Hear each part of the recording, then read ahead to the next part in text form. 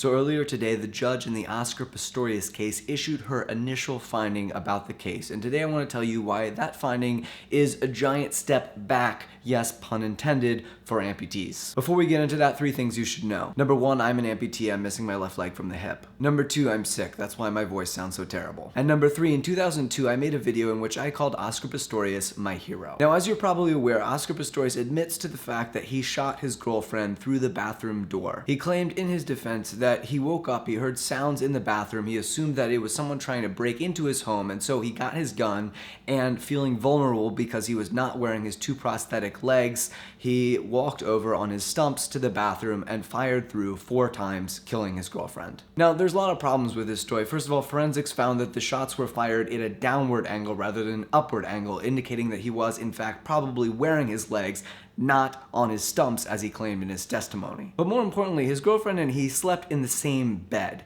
And so if he woke up and heard sounds in the bathroom, why was his first assumption that it was an intruder and not, oh look, the bed is empty beside me, maybe possibly it's my girlfriend, I see that the door is closed, as if someone might be using the restroom. Yes, he claims he was in a state of panic, but if he had the wherewithal to get his gun, to turn the safety off, to walk approximately 15 feet over to the bathroom, you would think he would have the wherewithal to look in his bed and notice that his girlfriend was not sleeping there. But let's put aside for a moment the validity of his testimony and consider the way his defense was mounted. His defense attorney claimed that because he spent most of his life as a double amputee, he is more prone to fear than most people. He has an overreactive fight or flight response and thus is more prone to panicked use of lethal weapons. I'm not making this up, people. His defense was based on the idea that because he was an amputee, he should be able to get away with murder, literally, which I find deeply offensive and entirely preposterous.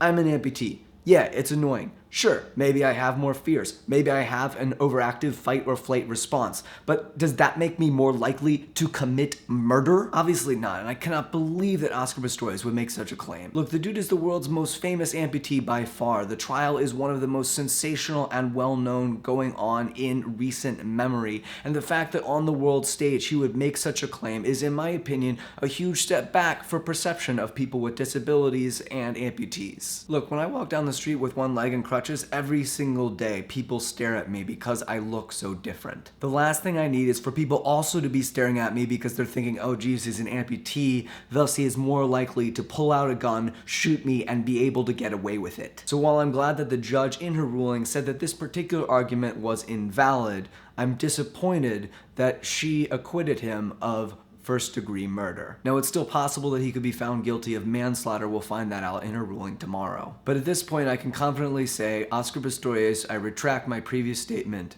You are no longer my hero.